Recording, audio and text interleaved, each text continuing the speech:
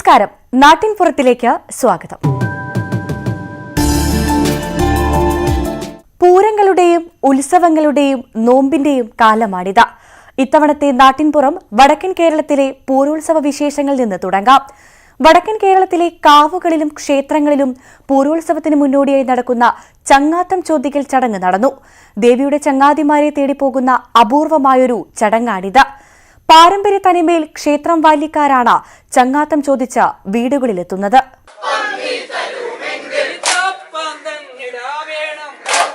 വടക്കൻ കേരളത്തിലെ അപൂർവം ക്ഷേത്രങ്ങളിൽ മാത്രം നടക്കുന്ന ചടങ്ങാണ് ചെങ്ങാത്തം ചോദിക്കൽ. കാസർഗോഡ് ചെറുവത്തൂർ തുരുത്തി നിലമംഗലത്ത് ഭഗവതി ക്ഷേത്രത്തിലെ തെക്കരുടെ ഭാഗത്തു നിന്നുമാണ് ചെങ്ങാത്തം ചോദിക്കൽ ചടങ്ങ് ആരംഭിക്കുക. പൂരോത്സവം നാട്ടിൽ ഉണർത്തുന്നതാണ് സവിശേഷമായ ചടങ്ങ്.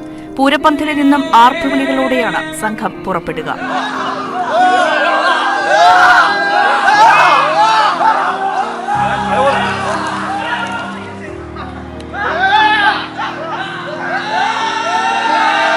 പൂരോത്സവത്തിന്റെ ഭാഗമായി പൂരക്കളിയും മറത്തുകളിയും വിവിധ ക്ഷേത്രങ്ങളിൽ നടക്കുമെങ്കിലും ചെങ്ങാത്തം ചോദിക്കൽ ചടങ്ങ് അപൂർവമിടങ്ങളിൽ മാത്രമാണുള്ളത്.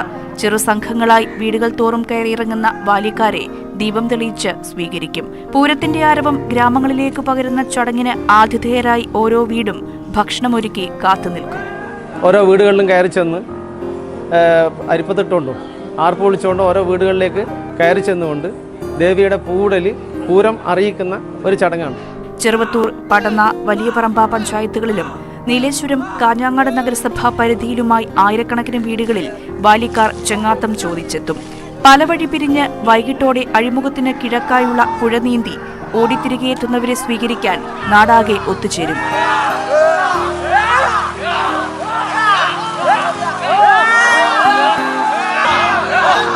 ന്യൂസ് 18 ചെറുവത്തൂർ. വടക്കൻ കേരളത്തിലെ പൂരോത്സവവുമായി ബന്ധപ്പെട്ട മറ്റൊരു ചടങ്ങിന്റെ വിശേഷങ്ങളിലേക്ക് കടക്കാം ഇനി.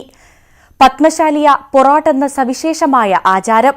കാസർകോട് പീലിക്കോട് രയരമംഗലം ഭഗവതി ക്ഷേത്രം കാർത്തിക വിളക്ക് മഹോത്സവ ഭാഗമായാണ് ആചാരപ്പെരുമയിൽ ആക്ഷേപഹാസ്യവുമായി പൊറാട്ട് നടത്തുന്നത്.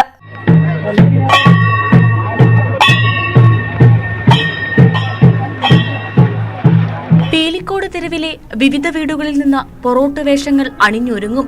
തുടർന്ന് ചെണ്ടയിലടിച്ച് കൈവിളക്കം പിടിച്ച് ബാല്യക്കാർ അരയാൽ തറയിൽ കൊട്ടിയറിയിപ്പ് നടത്തിയതോടെയാണ് തെരുവിൽ പൊറാട്ട് വേഷങ്ങൾ പ്രത്യക്ഷപ്പെടുന്നത്. അട്ടക്കണം പോതി, ചേകോന്മാർ, വാഴപ്പോതികൾ, കേളിപ്പാത്രം തുടങ്ങിയവ ആചാര പൊറാട്ട് വേഷങ്ങളാണ്. ഇവയ്ക്ക് പുറകെയായി ആനുകാലിക വിഷയങ്ങളുമായി പുതുതലമുറയിൽപ്പെട്ടവരും വേഷങ്ങളുമായി എത്തും.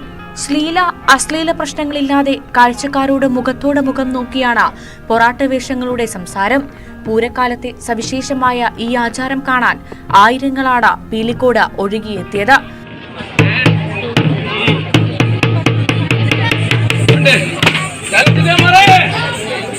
ന്യൂസ് 18 പീലിക്കോട്. വേനലിന്റെ കാഠിന്യത്തിലും വ്രതമനുഷ്ഠിക്കുകയാണ് ഇസ്ലാം മതവിശ്വാസികൾ. പുണ്യങ്ങൾ പൂക്കുന്ന റമദാൻ മാസത്തിൽ നോമ്പ് തുറന്നു കഴിഞ്ഞാലുള്ളൊരു കാഴ്ചയിലേക്കാണ് നാട്ടിൻപുറം ഇനി പോകുന്നത്. നോമ്പ് ആരംഭിച്ചതോടെ മലപ്പുറം തിരൂരങ്ങാടി ചെറുമുക്ക് റോഡിലെ ആമ്പൽപ്പാടത്തിനരികിൽ വലിയ തിരക്കാണ്. നോമ്പുതുറയും തറാവീഖ് നമസ്കാരവും കഴിഞ്ഞ ഉപ്പിലിട്ടതിന്റെയും ശീതളപാനീയങ്ങളുടെയും രുചി നുണയാൻ നിരവധി പേരാണ് ഇവിടെ എത്തുന്നത്. തിരൂരങ്ങാടി ചെറുമുക്ക് റോഡിലെ ആമ്പൽപ്പാടത്തിനരികിലെ പള്ളിക്കത്തായത്തു നിന്നുള്ള കാഴ്ചയാണിത്. വീട്ടിലെ നോമ്പുതുറയും നിസ്കാരവും കഴിഞ്ഞാൽ പിന്നെ പ്രദേശത്തെ യുവാക്കൾ ഇങ്ങോട്ട് എത്തുകയായി. വിവിധ ഇനം പഴങ്ങൾ, ഉപ്പിലിട്ടത്, കളർ മസാല സോഡകൾ, ചിരണ്ടി ഐസുകൾ, മഞ്ചാടി, ഇങ്ങനെ പോകുന്നു രുചിയുടെ പേരുകൾ. ചെറുമുക്ക് വഴി താനൂർ തിരൂർ ഭാഗങ്ങളിലേക്ക് പോകുമ്പോൾ വഴിയിൽ വയലിനോട് ചേർന്ന് കിടക്കുന്ന പ്രദേശമാണിത്. ഇവിടത്തെ തണുത്ത കാറ്റും കുളിരുമാണ് ആളുകളെ ഇങ്ങോട്ടാകർഷിക്കുന്ന പ്രധാന ഘടകം. തൊട്ടപ്പുറത്ത് വല്ല വയലാണ്, നല്ല ആമ്പൽപ്പാടങ്ങളൊക്കെ നിറഞ്ഞിരിക്കുന്ന വയലാണ്. അവിടെ നിന്നുള്ള നല്ല കാറ്റും അതുപോലെ തന്നെ ഇവിടുന്ന് ഒരു ഉപ്പിലിട്ടൊക്കെ കഴിച്ചു കഴിഞ്ഞാൽ തന്നെ ഭയങ്കര ഒരു മനസ്സിനൊരു കുളിർമയേകുന്ന സംഗതിയാണ്. ഇപ്പോൾ അടുത്ത പ്രദേശങ്ങളിൽ നിന്ന് നിരവധി പേരാണ് ഇങ്ങോട്ടെത്താറുള്ളത്. രാത്രി ഏറെ വൈകിയും ഇവിടെ തിരക്ക് തുടരും. മാങ്ങ, ജാതിക്ക, കോവയ്ക്ക, നാരങ്ങ, അങ്ങനെ പോകുന്നു ഉപ്പിലിട്ടവ. ചെറിയ കുട്ടികൾക്ക് പ്രിയമുള്ള ചിരണ്ടി ഐസാവട്ടെ വിവിധ രുചികളിലുണ്ട്. മഞ്ചാടി സോഡ, ഗർഭം കലക്കി, സുനാമി, മോരു സോഡ, നന്നാരി സോഡ, പൈനാപ്പിൾ സോഡ, അങ്ങനെ സോഡകളിൽ പലതരം. ചെറുമുക്ക് പള്ളിക്കത്തായം സ്വദേശികളായ MK ലത്തീഫ്, പറമ്പേരി അഷ്റഫ് എന്നിവരാണ് കച്ചവടക്കാർ. ന്യൂസ് 18 തിരൂർ. കൊല്ലം കൊട്ടാരക്കരയിൽ മതസൗഹാർദ്ദത്തിന്റെ പ്രതീകമായൊരു ഉത്സവമുണ്ട്. ഓയൂർ വെളിനെല്ലൂർ ക്ഷേത്രത്തിലെ രോഹിണി ഉത്സവം. സവിശേഷമാണ് ഇവിടുത്തെ ചടങ്ങുകളും ആചാരങ്ങളും. ക്ഷേത്രമുറ്റത്ത് രോഹിണി ചന്തയും മത്സ്യക്കച്ചവടവുമാണ് പ്രധാനം. കഴിഞ്ഞ ദിവസമായിരുന്നു ഈ ഉത്സവം.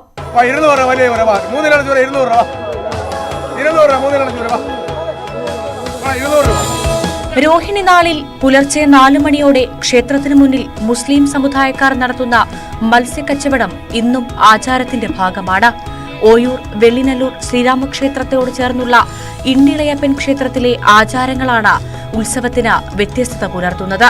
നമ്മുടെ കൊല്ലം ജില്ലയിൽ ഇത്രയും മീൻ വരുന്ന സ്ഥലം വേറെ കാണത്തില്ല. കച്ചവടക്കാർക്ക് നഷ്ടമായാലും ലാഭമായാലും നല്ല രീതിയിൽ കച്ചവടം നടക്കുന്ന ഒരു സ്ഥലമാണ് ഇവിടെ. ഇതിന് പറയുന്നത് മണൽ വാണിഭം എന്നാണ് പറയുന്നത്. ഭരണി നാളിൽ തുടങ്ങുന്ന ഉത്സവം മതമൈത്രിയുടെ പ്രതീകമായി 8 ദിവസം നീണ്ടു. തെക്കൻ കേരളത്തിലെ ഏക ശ്രീരാമക്ഷേത്രമായതിനാൽ പുരാണത്തിലെ മത്സ്യരാജാവ് ഗുഹനുമായുള്ള ബന്ധത്തെ അനുസ്മരിക്കും വിധമാണ് മത്സ്യക്കച്ചവടം നടത്തുന്നത്. ജനങ്ങൾക്കൊന്ന് തൊഴുത് ഇതെല്ലാം മേടിച്ചുകൊണ്ട് പോകുന്ന ഒരു ആചാരമാണ്. ഇവിടെ അങ്ങനെ പൈസ നോക്കാറില്ല. നഷ്ടമായാലും ലാഭമായാലും ഇവിടെ വരുന്നവർ മീൻ മേടിച്ചുകൊണ്ട് പോകും. മീൻ നമ്മൾ കൊടുക്കുകയും ചെയ്യും. അതാണ് അവർ പറയുന്ന വിലയ്ക്ക് നമ്മൾ കൊടുക്കുക. അവരെ പിണയ്ക്കൊന്നും വിടത്തില്ല. ക്ഷേത്ര പരിസരത്ത് നിന്നും ഉപ്പും ചുണ്ണാമ്പും വാങ്ങി സമീപത്തെ മലഞ്ചുഴിക്കടവിൽ ഒഴുക്കിയാൽ ഇഷ്ടകാര്യം സാധിക്കുമെന്നാണ് ഭക്തരുടെ വിശ്വാസം. വേടർ സമുദായത്തിലുള്ളവരാണ് ക്ഷേത്ര പരിസരത്ത് ചുണ്ണാമ്പ് വിൽപ്പന നടത്തുന്നത്. ഇസ്ലാം മത വിശ്വാസിക്കുണ്ടായ വിഷമം കൊണ്ടാണ് ഇത് ഉണ്ടായതെന്ന് മനസ്സിലായിക്കൊണ്ട് അവരുടെ ഒരു ദിവസം അവർക്ക് വേണ്ടി മീൻ കച്ചവടം നടത്താൻ വേണ്ടിയിട്ട് കൊടുത്തു എന്നുമാണ് ഐതിഹ്യം. അതിൻ്റെ കൂടെ തന്നെ ശ്രീരാമസ്വാമിയുടെ ഇഷ്ടതോടനായ ഗുഹൻ മത്സ്യരാജാവാണ്. അദ്ദേഹത്തിൻ്റെ ഓർമ്മയ്ക്കായിട്ട് അദ്ദേഹത്തിൻ്റെ ഇതായിട്ടുമാണ് മത്സ്യക്കച്ചവടം. 2 ഐതിഹ്യങ്ങൾ നിലവിലുണ്ട്. ക്ഷേത്രാചാരത്തിന്റെ ഭാഗമായി നടത്തുന്ന മത്സ്യക്കച്ചവടമായതിനാൽ ലാഭം നോക്കാതെയാണ് വിറ്റഴിക്കുന്നതെന്നും വ്യാപാരികൾ പറയുന്നു. പുലർച്ചെ 4 മണിക്ക് ആരംഭിച്ച മത്സ്യവ്യാപാരം കാണാനും വൻ ഭക്തജനത്തിരക്കായിരുന്നു. കാർഷികാഭിവൃദ്ധിക്കായി കന്നുകാലി കച്ചവടവും നടന്നു. കതിരുകാളയുമായി പുഴ കടന്നെത്തുന്ന ഭക്തർ കളിമണ്ണിൽ നായയുടെ രൂപമുണ്ടാക്കി ക്ഷേത്രമേൽശാന്തിക്ക് സമർപ്പിക്കുന്നതോടെ രോഹിണി ഉത്സവം സമാപിക്കുന്നു. ന്യൂസ് 18 കൊട്ടാരക്കര. 250ഓളം കുടുംബങ്ങൾക്കുള്ള ദാഹജലം നൽകുന്ന ഒരു കിണറിന്റെ വിശേഷങ്ങളിലേക്കാണ് ഇനി പോകുന്നത്. തൊടുപുഴയ്ക്കടുത്ത് ചിലവിലുള്ള ഈ ഒരു കിണറിൽ സ്ഥാപിച്ചിരിക്കുന്നത് 42 മോട്ടോറുകളാണ്. സ്വകാര്യ വ്യക്തിയുടെ ഉടമസ്ഥതയിലുള്ള ഈ കിണറിലെ വെള്ളമാണ് ഇവിടുത്തുകാർക്ക് ഏക ആശ്രയം. കിണർ നിർമ്മിച്ച ഹസൻ മൗലവി തന്റെ 60 സെന്റ് സ്ഥലവും വിറ്റെങ്കിലും കിണർ നിലനിൽക്കുന്ന 1.5 സെന്റ് മാത്രം നാട്ടുകാരുടെ കുടിവെള്ളത്തിനായി മാറ്റിവെച്ചിരിക്കുകയാണ്. എത്ര മോട്ടോർ സ്ഥാപിച്ചാലും അക്ഷയഖനി പോലെയാണ് ഈ കിണർ. സമീപവാസികൾക്ക് ഇവിടെ നിന്ന് എത്ര വേണമെങ്കിലും വെള്ളമെടുക്കാം. ഈ കിണർ നിർമ്മിച്ച ചെലവ് സ്വദേശി ഹസൻ മൗലവി ഇവിടെയുണ്ടായിരുന്ന 60 സെന്റിൽ 58.5 സെന്റ് സ്ഥലവും വിറ്റെങ്കിലും കിണർ നിലനിൽക്കുന്ന 1.5 സെന്റ് മാത്രം വിറ്റില്ല. സ്ഥലം മറ്റൊരാളുടെ കൈവശമെത്തിയാൽ ഇവിടുത്തുകാരുടെ കുടിവെള്ളം മുടങ്ങിയാലോ എന്ന ആശങ്ക മൂലമാണ് ഇദ്ദേഹം ഈ സ്ഥലം മാത്രം വിൽക്കാതിരുന്നത്. മതപ്രഭാഷകനും അറബിക് കോളേജ് അധ്യാപകനുമായ ഹസൻ മൗലവി 1990-ലാണ് ചിലവിൽ വീട് നിർമ്മിച്ചത്. മറ്റു കുടിവെള്ള സൗകര്യമില്ലാതിരുന്നതിനാൽ വീടിനോട് ചേർന്ന് തന്നെ കിണർ കുഴിച്ചു. ഏതാനും അടി കുഴിച്ചപ്പോൾ തന്നെ ഉറവ തെളിഞ്ഞു. 10 അടിയോളം താഴ്ത്തിയപ്പോൾ സുലഭമായി വെള്ളം ലഭിച്ചു. സമീപത്തുള്ള ഏതാനും വീട്ടുകാർ ഈ കിണറ്റിൽ നിന്നുമാണ് വെള്ളം കോരിയെടുത്തിരുന്നത്. പിന്നീട് ഒരു സുഹൃത്ത് കിണറ്റിൽ ഒരു മോട്ടോർ സ്ഥാപിക്കുന്നതിന് അനുമതി ചോദിച്ചു. ഇതിന് പൂർണ്ണ സമ്മതം നൽകിയതിനു പുറമെ വൈദ്യുതിയും ഇദ്ദേഹം വീട്ടിൽ നിന്നു തന്നെ നൽകി. പിന്നീട് സമീപത്തുള്ള മറ്റു ചിലർ കൂടി മോട്ടോർ സ്ഥാപിക്കാൻ അനുവാദം ചോദിച്ചപ്പോൾ ഹസൻ മൗലവി ആരെയും നിരാശപ്പെടുത്തിയില്ല. 2-3 കുടുംബങ്ങൾ ചേർന്ന് മോട്ടോർ സ്ഥാപിച്ചു. മോട്ടോറുകളുടെ എണ്ണം കൂടിയതോടെ വൈദ്യുതി അവരുടെ വീടുകളിൽ നിന്ന് എടുക്കാൻ തുടങ്ങി. നിലവിലിപ്പോൾ 42 മോട്ടോറുകളാണ് ഈ കിണറ്റിൽ നിന്ന് രാപ്പകൽ വെള്ളം പമ്പ് ചെയ്യുന്നത്. ഏതാണ്ട് ഒരു 20 വർഷം മുമ്പ് ഹസൻ മൗലവി എന്ന് പറയുന്ന ഒരു വ്യക്തി ഇവിടെ താമസത്തിന് വരികയും അദ്ദേഹം ഇവിടെയുള്ള ആളുകൾക്ക് വേണ്ടി കുടിവെള്ളം വളരെ ക്ഷാമം നേരിട്ടുകൊണ്ടിരുന്ന ഒരു കാലഘട്ടത്തിൽ ഇവിടെ ഇങ്ങനൊരു സ്വന്തം ഇതിലൊരു കിണർ കുത്തുകയും അതിൽ പറ്റാത്ത വെള്ളമാണെന്ന് കണ്ട് ആദ്യം ഏതാണ്ട് ഒരു 10-12ഓളം മോട്ടർ അതിനകത്ത് വെച്ചു. പിന്നെ വെള്ളത്തിന് ക്ഷാമമില്ല, വെള്ളം കുറവില്ല എന്ന് കണ്ടതുകൊണ്ട് കൂടുതൽ മോട്ടറുകൾ അതിലേക്ക് വരികയും ഇന്ന് ഏതാണ്ട് 42ഓളം മോട്ടറുകൾ ഒരേപോലെ പമ്പ് ചെയ്തുകൊണ്ടിരിക്കുന്ന ഒരവസ്ഥ. ഇത്രയും മോട്ടോറുകൾ പ്രവർത്തിച്ചിട്ടും ഏത് വേനലിലും കിണർ ജലസമൃദ്ധവുമാണ്. അതിനാൽ തന്നെ ഈ കിണർ നാടിന് അനുഗ്രഹമാണെന്ന് നാട്ടുകാർ പറയുന്നു. 2ാം വാർഡില് എല്ലാ ആളുകളുടെയും കുടിവെള്ളത്തിനൊരു പരിഹാരമായ ഒരു കിണറാണിത്. അതേസമയം ജലവിതരണത്തിനായി സമീപത്ത് പഞ്ചായത്ത് നിർമ്മിച്ചിരിക്കുന്ന കുളവും മോട്ടോർ പുരയും ഉപയോഗശൂന്യമായ നിലയിലുമാണ്. ചിലവിൽ നിന്ന് ഹസൻ മൗലവി താമസം മാറിയെങ്കിലും നാട്ടുകാർക്ക് വേണ്ടി കിണർ നിലനിൽക്കുന്ന 1.5 സെന്റ് സ്ഥലം സ്വന്തം പേരിൽ ഇദ്ദേഹം നിലനിർത്തുകയായിരുന്നു. കുമ്മംകല്ലിലുള്ള മകന്റെ വീട്ടിലെത്തുമ്പോൾ ഭാര്യ ഫാത്തിമയുമൊത്ത ചിലവിലെ കിണർ കാണാനെത്തുന്നതും ഇദ്ദേഹത്തിന്റെ പതിവാണ്. ഹസൻ മൗലവിയുടെ കിണർ കൂട്ടായ്മയുടെയും പങ്കുവെക്കലിന്റെയും മാതൃക കൂടിയായി മാറുകയാണിത്. ന്യൂസ് 18 തൊടുപുഴ. കണ്ണൂർ, കാസർഗോഡ് ജില്ലകളുടെ അതിർത്തിയിലൂടെ പ്രകൃതി മനോഹരിയായി ഒഴുകുകയാണ് തേജസ്വിനി പുഴ. പല ഭാഗങ്ങളും വറ്റി വരണ്ടെങ്കിലും പുഴയുടെ കൊല്ലാട കയം ഇപ്പോഴും ജലസമൃദ്ധമാണ്. ഇവിടെ യാത്രക്കാർക്കായി ഇറക്കിയ പെഡൽ ബോട്ട് സംവിധാനം ഏർപ്പെടുത്തിയിരിക്കുകയാണ് നാട്ടുകാരനും ഫോട്ടോഗ്രാഫറുമായ ജോണി.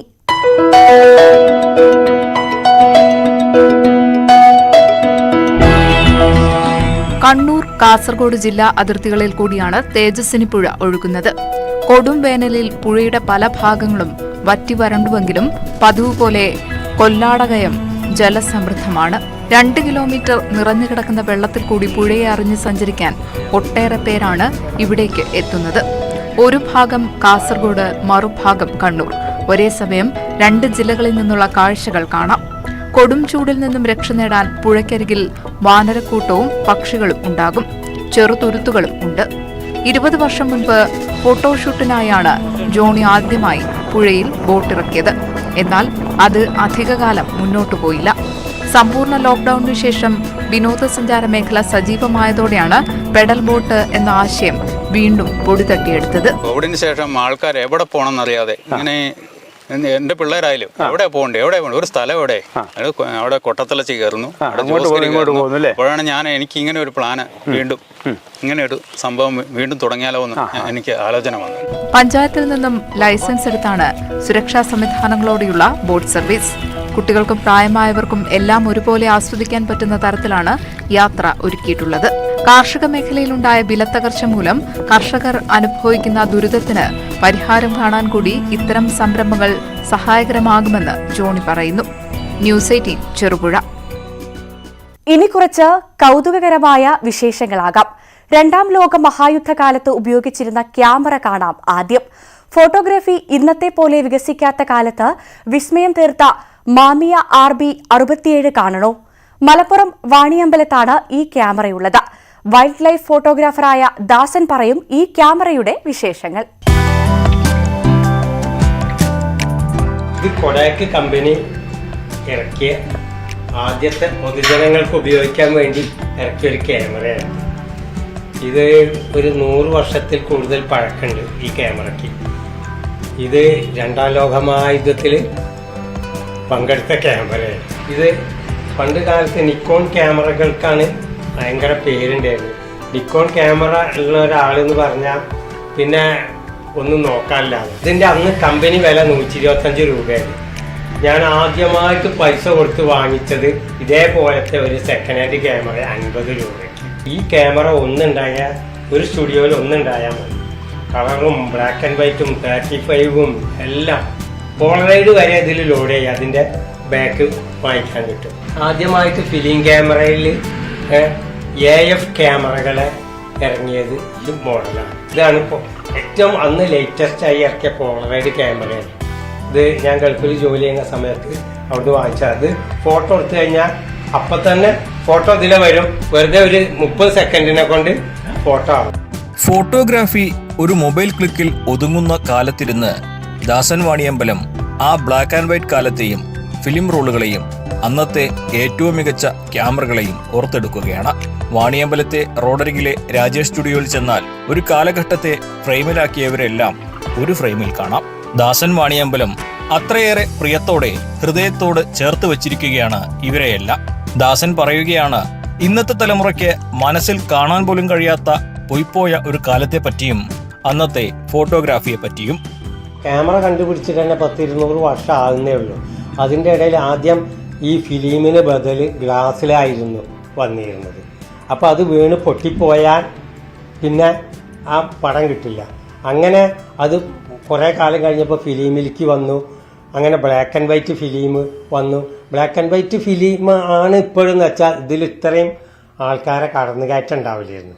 കാരണം അതിന് ഡാർക്ക് റൂം വേണം, കെമിക്കലുകളുമാണ്, അതൊക്കെ നമ്മൾ സ്വയം കൂട്ടുകയാണ്. ക്വാളിറ്റി സത്യം പറഞ്ഞാൽ കുറയുന്നുണ്ട് എന്നുള്ളത് തന്നെ. കാരണം പല പിക്സൽ കുറഞ്ഞ ക്യാമറകളിലും ഫോട്ടോ എടുത്തു കഴിഞ്ഞാൽ വലുതാക്കാൻ പറ്റില്ല.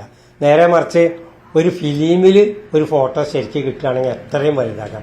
ഒരു 35 ഫിലിമാണ് നമ്മൾ സിനിമയിലൊക്കെ എത്ര വലുതായിട്ടാണ് കാണുന്നത്, അതിൻ്റെ എത്ര 10,000 ഇരട്ടി വലുപ്പത്തിൽ. പക്ഷെ അത്ര ഡിജിറ്റൽ ക്യാമറയിൽ വരില്ല, ഫിലിം കിട്ടാനില്ല.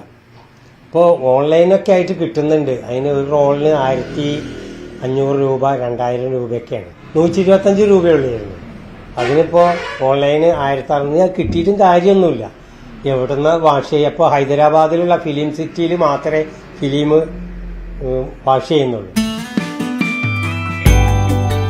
പഴയ ക്യാമറകൾ സൂക്ഷിച്ചു വെക്കുന്ന ഒരു സാധാരണ സ്റ്റുഡിയോ ഫോട്ടോഗ്രാഫർ അല്ല ഇദ്ദേഹം. നാട്ടിലെ എണ്ണം പറഞ്ഞ വൈൽഡ് ലൈഫ് ഫോട്ടോഗ്രാഫർമാരിൽ ഒരാൾ കൂടിയാണ്. ഇക്കാലത്തിനിടെ ഇദ്ദേഹം പോകാത്ത കാടുകളില്ല, പകർത്താത്ത വന്യജീവികളുമില്ല. വൈൽഡ് ലൈഫ് ഫോട്ടോഗ്രാഫിയിൽ ഞാനൊരു 15 വർഷം കഴിഞ്ഞു. ഞാൻ അധികം യാത്ര ചെയ്യുന്നത് ഈ ബൈക്കിലാണ്. തമിഴ്നാടാണെങ്കിലും കർണാടകയിലാണെങ്കിലും ബൈക്കിലാണ് ഞാൻ അധികം യാത്ര ചെയ്യുന്നത്. എനിക്ക് കാരണം എല്ലാവരും കല്യാണ ഫോട്ടോ ഇവിടെ ഉള്ളതൊക്കെ എടുത്ത് നടന്നപ്പോൾ ഒന്ന് മാറി ചിന്തിച്ചാൽ എന്താണ് എന്നുള്ള ഒരു തോന്നലുണ്ടായതിൻ്റെ പേരിലാണ് ഇങ്ങനെ വൈൽഡ് ലൈഫിലേക്ക് നീങ്ങിയത്. കാടിനെയും ജീവികളെയും ഇത്രയേറെ പകർത്തിയ ഈ ഫോട്ടോഗ്രാഫർ പക്ഷേ ഒന്നു മാത്രം ചെയ്യാറില്ല, കച്ചവടം. അത് ഇദ്ദേഹത്തിന് അറിയില്ല. വിൽക്കുന്നത് അത്ര ഇഷ്ടമല്ല. പക്ഷെ പലരും ചോദിച്ചിട്ടുണ്ട്. അവർക്കൊക്കെ വെറുതെ നമ്മളൊരു ഫോട്ടോ അടിച്ചു കൊടുക്കുക എന്നല്ലാതെ പൈസക്കായിട്ട് അത്ര ഇതില്ല. ഒരിക്കൽ നാവിൽ പിടിമുറുക്കിയ ക്യാൻസറിനെ ചെറുത്തു തോൽപ്പിച്ച പോരാളി കൂടിയാണ് ദാസൻ വാണിയമ്പലം. അതിജീവന പോരാട്ടക്കാലത്ത് ഇനി എന്ത് ചെയ്യാനാണ് ആഗ്രഹമെന്ന് ഡോക്ടർ ചോദിച്ചപ്പോൾ ദാസന് പറയാൻ ഒരു മറുപടിയേ ഉണ്ടായിരുന്നുള്ളൂ. ഡോക്ടറിനോട് ചോദിച്ചു, ഒന്നിങ്ങനെ ശരിയായപ്പോൾ ദാസൻ എന്താണ് ഏറ്റവും വലിയ ആഗ്രഹം എന്ന് ചോദിച്ചു. ഞാൻ പറഞ്ഞു, എനിക്കൊന്ന് കാട്ടിൽ പോയാൽ തിരക്കില്ല എന്നുണ്ട്. അപ്പോൾ അതിന് പോകാൻ പറ്റുമോ ചോദിച്ചു. അപ്പം എന്നോട് ഡോക്ടർ ധൈര്യമായിട്ട് നീ പോയിക്കോ, എവിടെ വേണമെങ്കിലും പോയേക്ക്. അവനാൻ്റെ ആഗ്രഹത്തിന് വേണ്ടിയിട്ടല്ലേ നമ്മൾ ജീവിക്കുന്നത്. മൊബൈലിൽ എടുത്ത് എഡിറ്റിംഗ് ആപ്പുകളിലെ മായാജാലം കൊണ്ട് വിസ്മയം തീർക്കാൻ ഇന്നത്തെ കാലത്ത് ആർക്കും സാധിക്കും.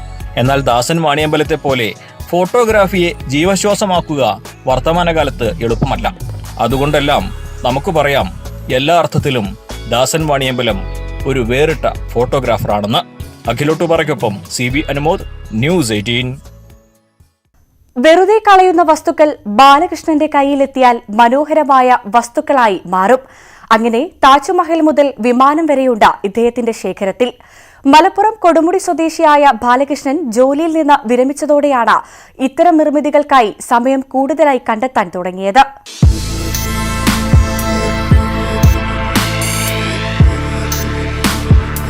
താജ്മഹൽ മുതൽ വിമാനം വരെയുണ്ട് ഇദ്ദേഹത്തിന്റെ ശേഖരത്തിൽ. കഥകളി രൂപം, അമ്പലങ്ങൾ തുടങ്ങിയവയുടെ മാതൃകകൾ മനോഹരമായാണ് ബാലകൃഷ്ണൻ നിർമ്മിച്ചത്. ജോലിയിൽ നിന്നും വിരമിച്ചതോടെ സമയം കൂടുതലായി ലഭിച്ചു. ഇത് ഫലപ്രദമായി വിനിയോഗിക്കാൻ ശ്രമിക്കുകയായിരുന്നു. സീലിംഗ് ഷീറ്റുകൾ, PVC പൈപ്പുകൾ തുടങ്ങിയവയാണ് പ്രധാനമായും നിർമ്മിതിക്കായി ഉപയോഗിക്കുന്നത്. ചെറുപ്പം മുതലേ ക്രാഫ്റ്റ് വർക്കുകളിൽ തൽപരനാണ് ഇദ്ദേഹം. 1 മാസം മുതൽ 1.5 മാസം വരെ എടുക്കും ഇവ ഓരോന്നും നിർമ്മിക്കാൻ. രാവിലെ മുതൽ തുടങ്ങുന്ന പ്രവൃത്തി രാത്രി വരെ നീളും. യാത്രകളിൽ നിന്നും കണ്ടു മനസ്സിലാക്കിയ ദൃശ്യങ്ങളാണ് ഇത്തരത്തിൽ മാതൃകകളായി മാറിയത്. ഒരു കൊല്ലത്തിന് ശേഷമാണ് ഞാനിപ്പോൾ ഈ താജ്മഹലാണ് മനസ്സുണ്ടാക്കിയത്. പിന്നെ അമ്പലം, പിന്നെ ബസ്സുകൾ ഒക്കെ. എന്ന് വെച്ചാൽ അധികം നമുക്ക് പണങ്ങൾ മുടക്കാതെയാണ് ഇപ്പോൾ ഇത്. നമ്മൾ പാഴ്വസ്തുക്കൾ കിട്ടുന്നത് മുഴുവൻ സൂക്ഷിച്ചിട്ട് അങ്ങനെയാണ് ഇതൊക്കെ ഉണ്ടാക്കുന്നത്. സംഗീതത്തിനോട് അത്രയേറെ ഇഷ്ടമുള്ള ബാലകൃഷ്ണൻ ഗ്രാമഫോണും പാഴ്വസ്തുക്കളാൽ നിർമ്മിച്ചു. വർഷങ്ങളോളം ശബരിമല ദർശനം നടത്തിയതിനാൽ മനസ്സിലുള്ള ശബരിമലയുടെ മാതൃകയുടെ പണിപ്പുരയിലാണ് ഇദ്ദേഹം. ഭാര്യ രമണിയും 4 മക്കളും അടങ്ങുന്നതാണ് കുടുംബം. നാട്ടുകാരുടെയും വീട്ടുകാരുടെയും പിന്തുണയിൽ കൂടുതൽ രൂപങ്ങൾ നിർമ്മിച്ചെടുക്കണമെന്ന ആഗ്രഹമാണ് ബാലകൃഷ്ണനുള്ളത്. ചെറുപ്പം മുതൽ ശേഖരിച്ച വ്യത്യസ്ത കോയിനുകളും ബാലകൃഷ്ണന്റെ പക്കലുണ്ട്. ന്യൂസ് 18 തിരൂർ. പാടത്ത് മാത്രമല്ല ദേവാലയമുറ്റത്തും കൃഷിയിൽ 100 മേനി വിളയിക്കാമെന്ന് തെളിയിച്ചിരിക്കുകയാണ് ഇടവകയിലെ SH അഗ്രിഫാം കൂട്ടായ്മ. കോഴിക്കോട് മുക്കം തിരുഹൃദയ ഇടവകയിലെ SH അഗ്രിഫാം കൂട്ടായ്മയാണ് പച്ചക്കറി കൃഷിയിലൂടെ 100 മേനി വിളവ് നേടിയത്. പച്ചക്കറി കൃഷിയുടെ വിളവെടുപ്പ് ഉദ്ഘാടനം മുക്കം നഗരസഭാ ചെയർമാൻ PT ബാബു നിർവഹിച്ചു. മുക്കം തിരുഹൃദയ ദേവാലയമുറ്റത്ത് നടത്തിയ പച്ചക്കറി കൃഷിയിലാണ് നൂറുമേനി വിളവ് ലഭിച്ചത്. ദേവാലയത്തിന് കീഴിൽ പ്രവർത്തിക്കുന്ന SH അഗ്രി ഫാം കൂട്ടായ്മയുടെ നേതൃത്വത്തിലായിരുന്നു പച്ചക്കറി കൃഷി. SH അഗ്രി ഫാം കൂട്ടായ്മയുടെ 2020 മുതൽ എല്ലാ വർഷവും പള്ളിമുറ്റത്ത് പച്ചക്കറി കൃഷി ചെയ്യാറുണ്ട്.